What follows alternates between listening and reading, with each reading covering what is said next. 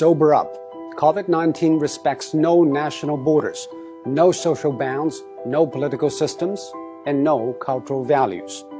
It hits us just as hard. It levels the world. Facing the pandemic, it is not what happened matters. It is how we respond. For almost a month, it infected thousands in Wuhan in a day, and every hospital bed was occupied. Now, empty beds and closed wards in the city. How did China make it?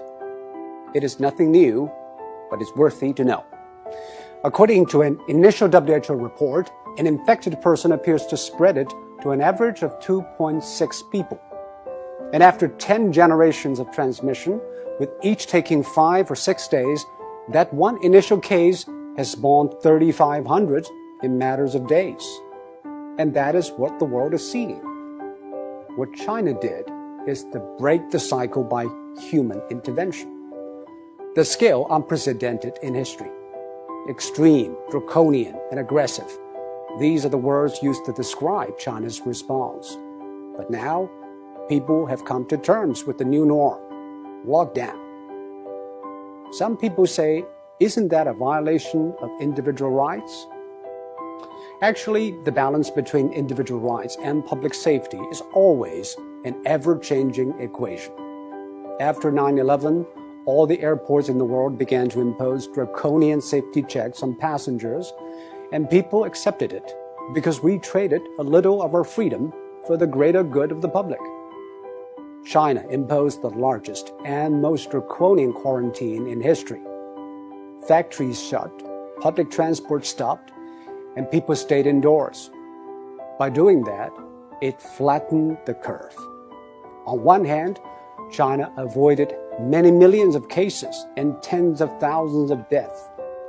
On the other, it stretched out the time and made the hospitals restaffed and less strained.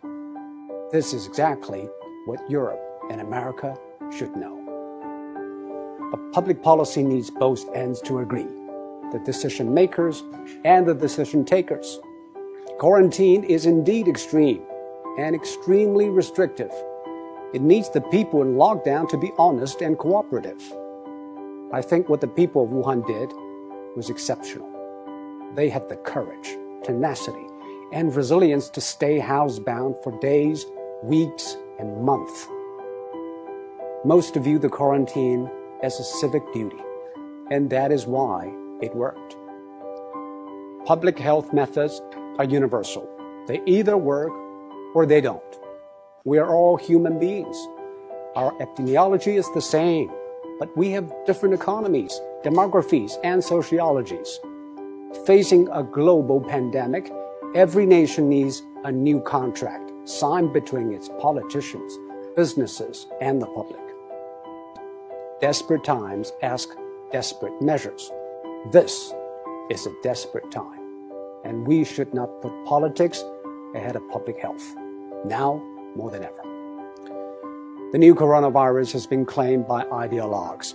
Donald Trump said it justified tighter border control. Bernie Sanders linked it to free healthcare. While in Singapore, every infection case is followed and dealt with. Bit by bit, every country is testing its methods through trial and error. Some paid a high price, and some set a high bar. We should all move ahead with humility.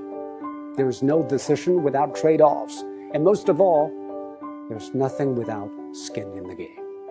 And now, the whole world has learned, or is learning, to play.